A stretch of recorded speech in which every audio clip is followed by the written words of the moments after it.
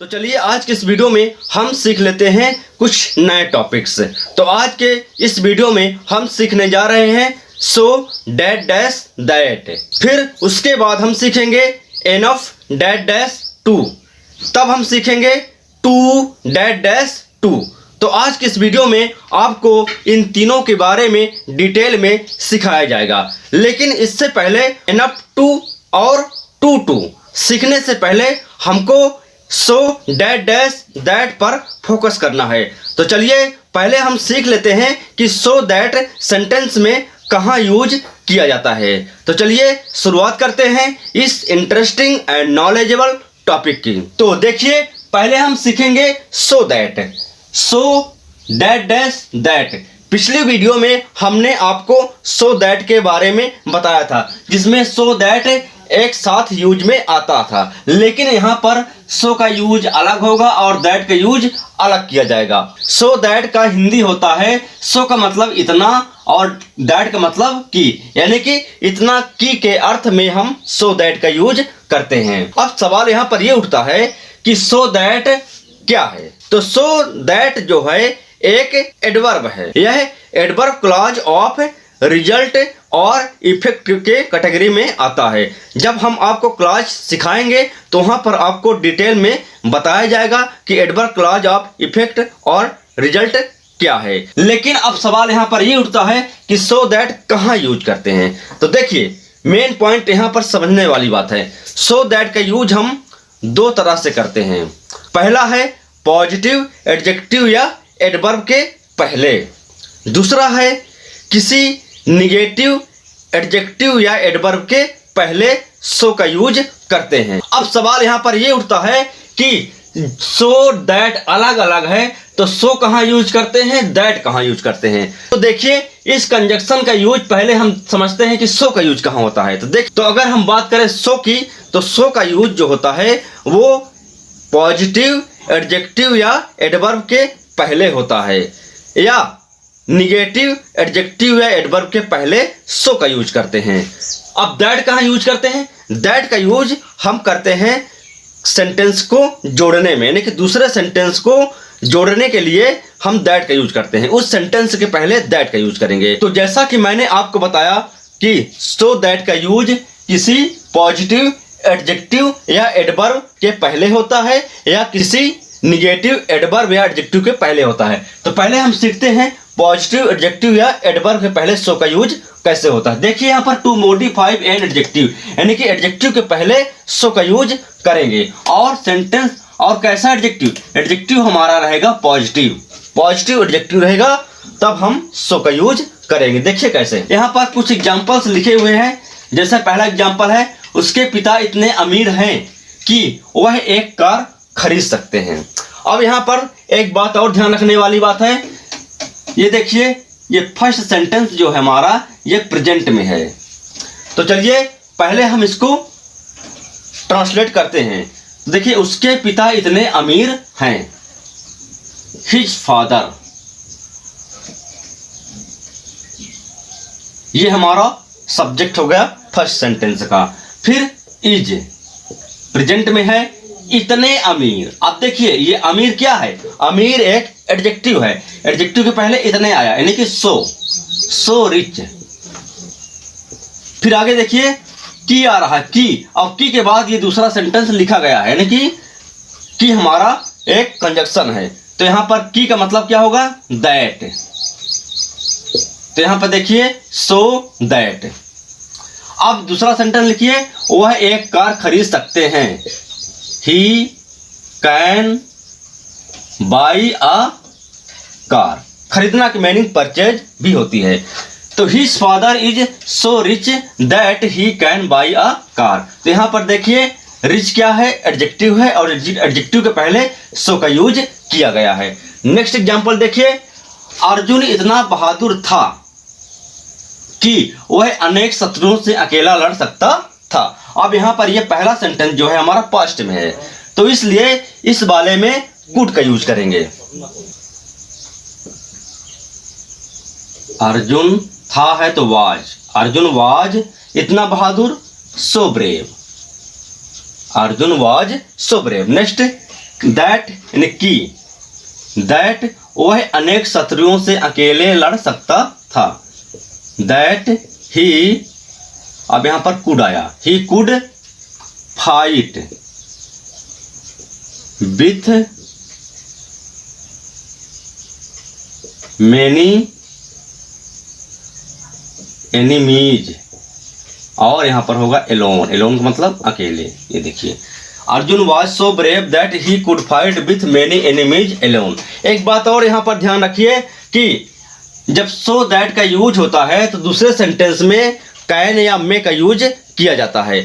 जब ये सेंटेंस हमारा फर्स्ट सेंटेंस यानी मेन क्लॉज अगर प्रेजेंट में है तो कैन या मे आ सकता है, लेकिन जब ये फर्स्ट सेंटेंस हमारा पास्ट टेंस में रहता है तो कैन के स्थान पर कुड या मे के स्थान पर माइट कर हम लिख सकते। तो यहाँ पर हम कैन ना लिखकर कुड या मे ना लिखकर माइट का यूज करते हैं। तो आई होप आपको ये समझ में आया होगा। तो यहाँ पर हमने सीखा कि टू मॉडिफाई एन एडजेक्टिव, यानी कि एडजेक्टिव के पहले किस तरह सो दैट का यूज करते हैं। चलिए नेक्स्ट आगे बढ़ते हैं।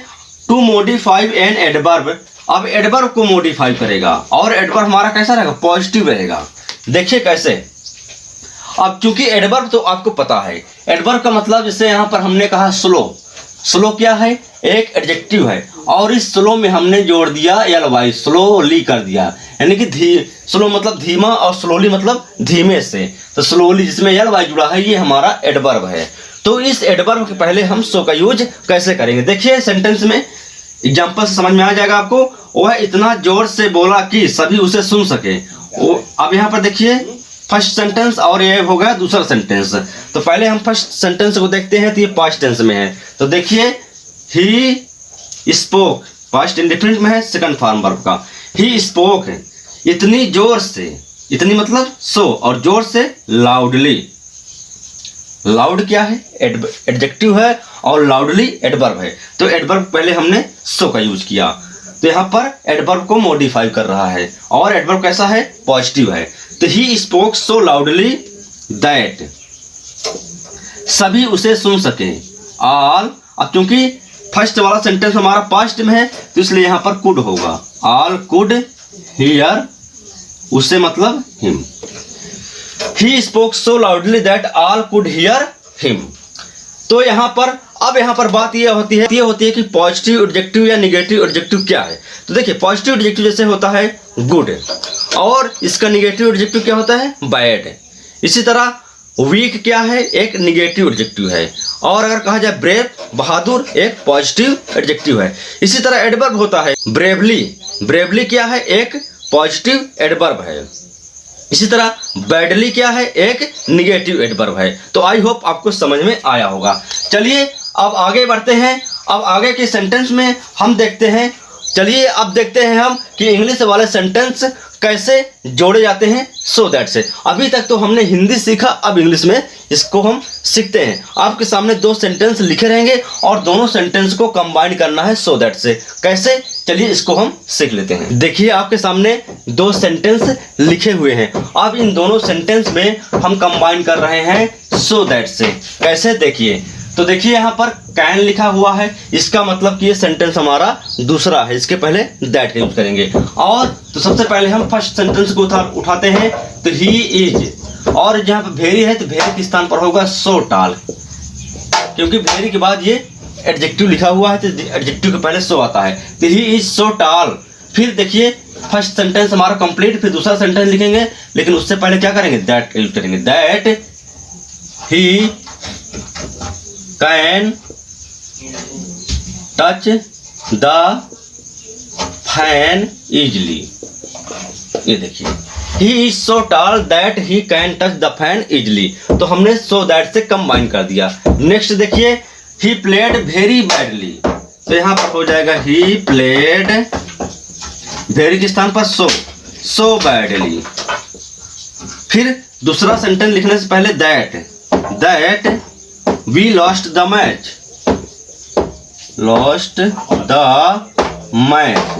इस तरह he played so badly that we lost the match. तो इस तरह हमने इंग्लिश सेंटेंस को भी कंबाइन करना सीख लिया।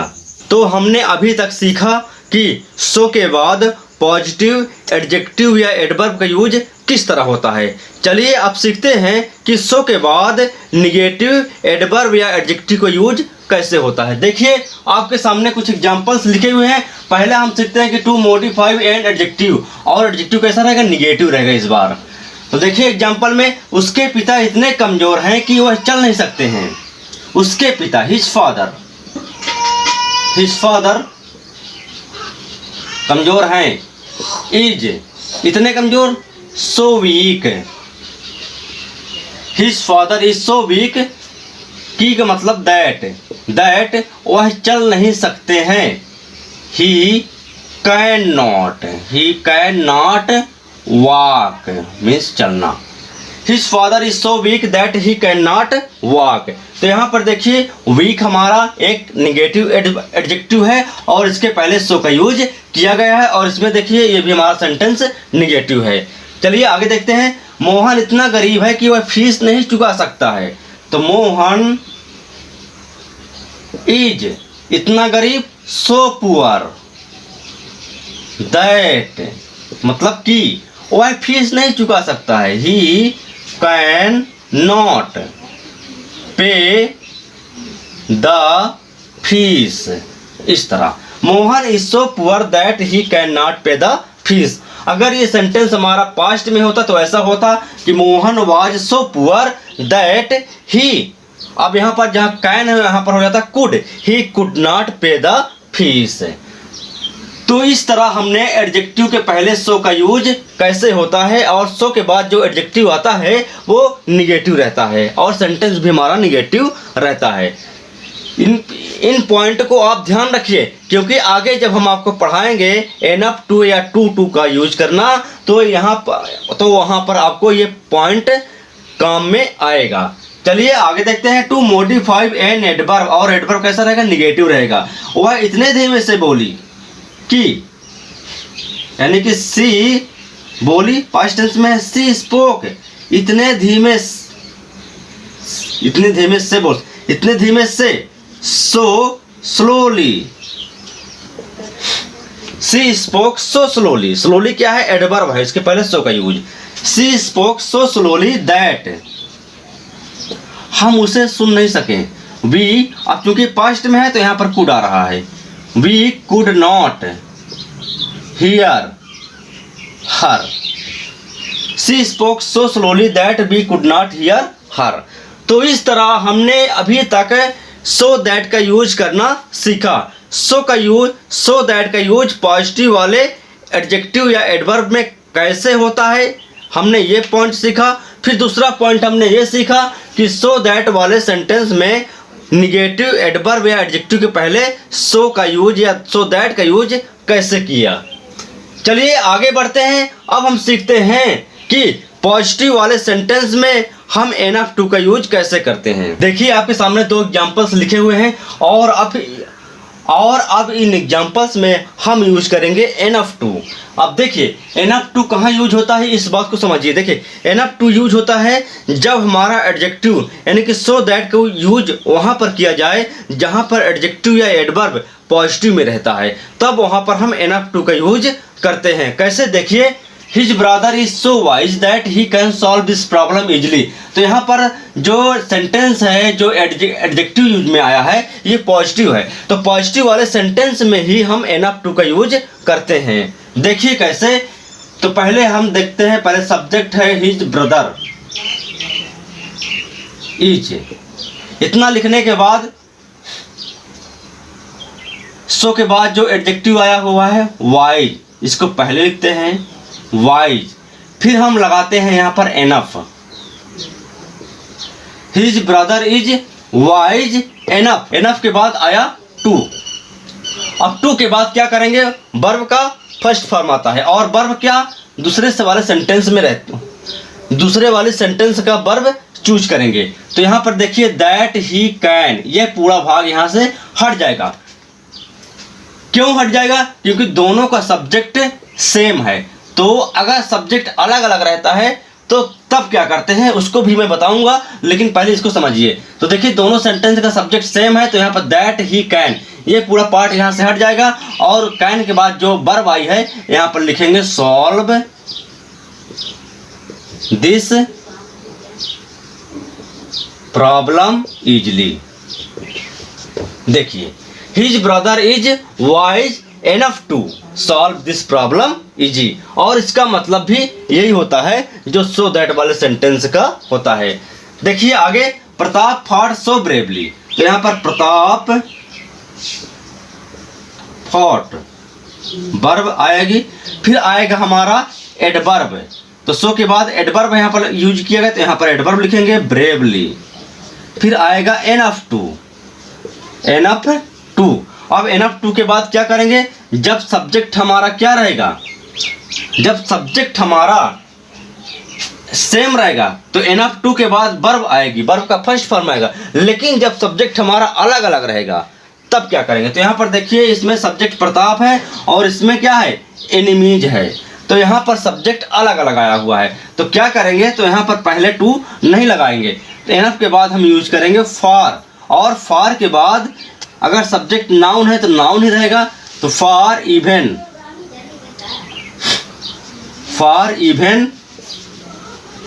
एनिमीज।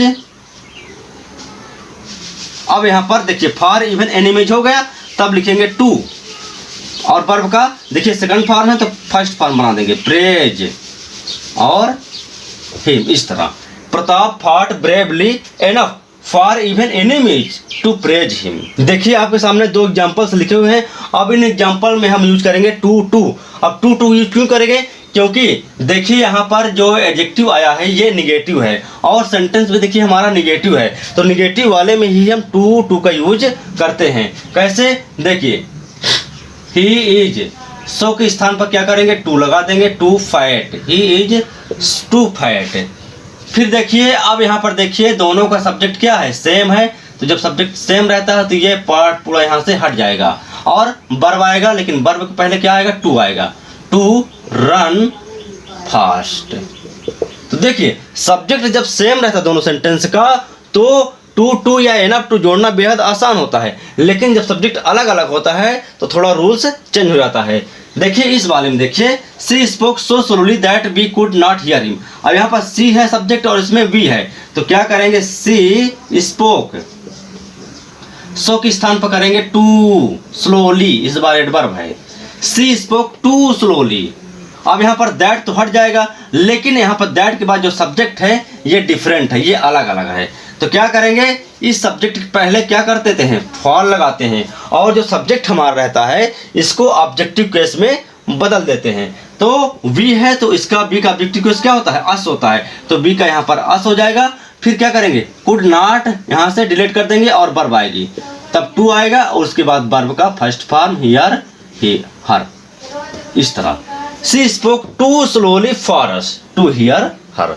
तो कहने का आशय कि सब्जेक्ट अगर अलग अलग रहेगा तब हम उस दूसरे वाक्य का जो सब्जेक्ट रहता है उसके पहले फॉर का यूज करते हैं, अगर नाउन है तो नाउन ही लिख देंगे, अगर प्रोनाउन है तो प्रोनाउन को ऑब्जेक्टिव केस में चेंज कर देते हैं। चलिए एक आध दो एग्जांपल इसका और देख लेते हैं। देखिए आपके सामने दो एग्जांपल्स हैं, the car is so expensive that I can not by it. यहाँ पर देखिए द कार है और इसमें सब्जेक्ट क्या है, आई है, अलग अलग है, तो देखिए और सेंटेंस कैसा है, निगेटिव है, तो यहाँ पर हो जाएगा द कार इज, सो के स्थान पर आएगा too expensive, the car is so too expensive.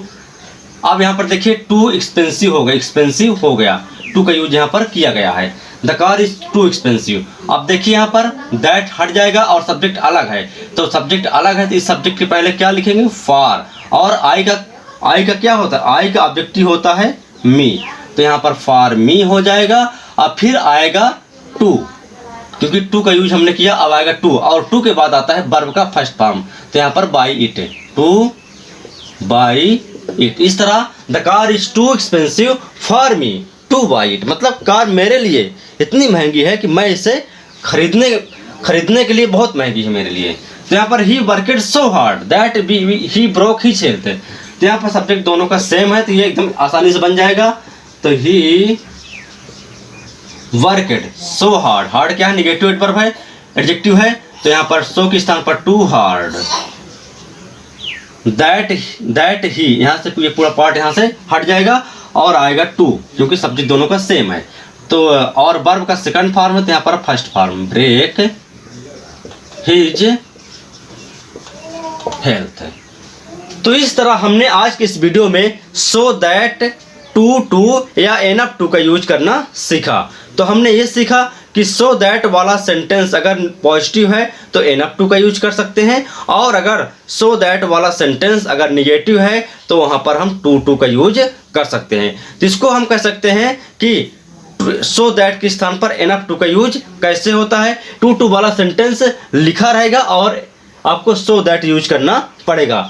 अगर आपको इसको भी अगर सीखना है कि टू और टू को कैसे रिमूव करना है तो इस कमेंट में ज़रूर बताइए, इससे संबंधित वीडियो मैं बना दूंगा। तो फिलहाल आज की इस वीडियो में इतना ही। अगर वीडियो आपको अच्छा लगा तो प्लीज़ इसे लाइक कर दीजिए और हमारे चैनल को सब्सक्राइब कर दीजिए।